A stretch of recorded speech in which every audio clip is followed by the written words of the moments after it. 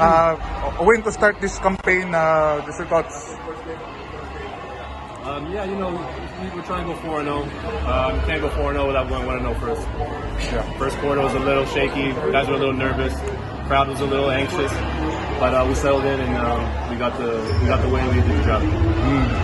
At how probably early to get this win finally after all the things that happened, the composition of the lineup. We're not worried about that now. That's over with. That's in the past.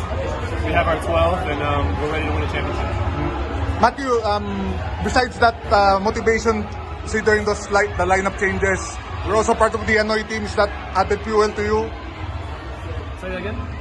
You're part of the team in Hanoi that lost. Yeah. Is that added fuel? Yeah, of course it is. You know, we're not going to forget that, and we never want to feel that the way we felt after that game. So that's also added motivation for sure. Okay, Matthew. Nila, ba't ka na yung late addition mo? Ano yung sabi mo? Yung late addition mo sa team? Kasi hindi ko alam kung anong nangyari. So, I'm happy na nandito ako able to represent the country again. Saka na yung dalawa na kami Justin natin na matanda eh. So, if I am not mistaken. Pero yun nga, pwede naman. Sa yung pamilya ko, siyempre.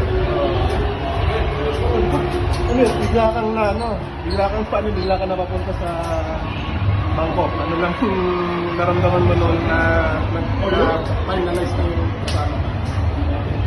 Siyempre, overwhelmed din. Kasi nga, hindi ko pa na-expect na talaga makakasama ako.